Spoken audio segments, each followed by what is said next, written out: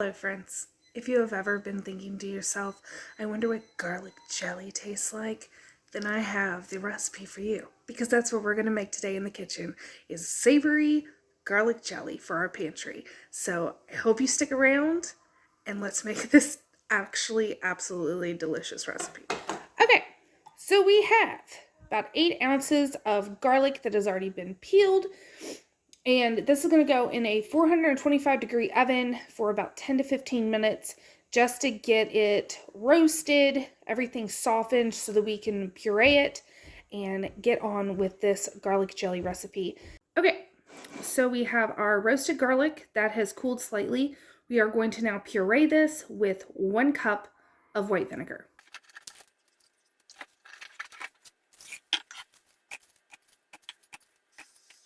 So here is our puree, and it is pretty well smooth. You can see it does have a little texture, but that's perfectly fine.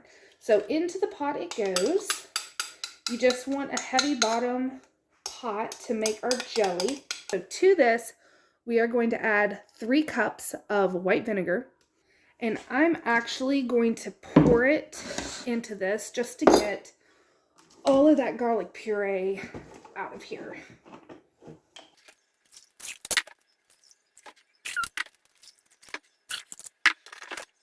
Okay, right into our pot, and see we cleaned up a lot of that. Now we need 10 cups of sugar.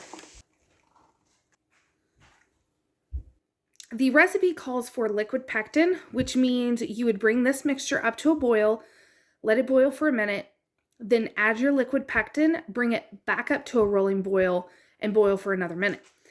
I don't have liquid pectin, so we're going to be using 2 packages of powder pectin, and you have to add this at the beginning.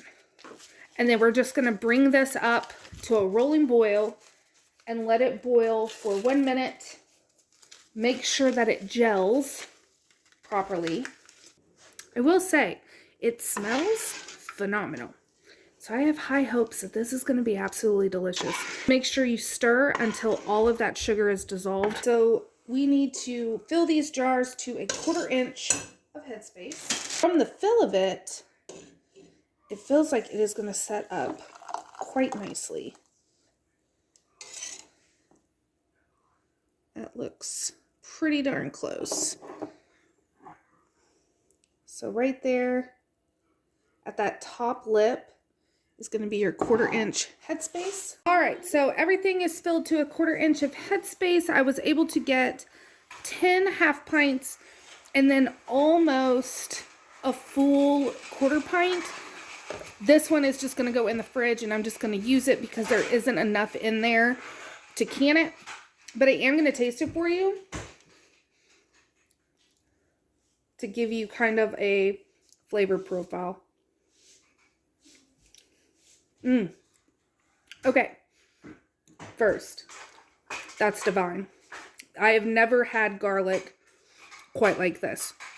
It is really good. It is like a sweet and sour garlic. Can you taste it? Or sweet and sour roasted garlic. There you go, baby. That is really, really good. This will be extremely good on chicken or pork or even just a cheese plate.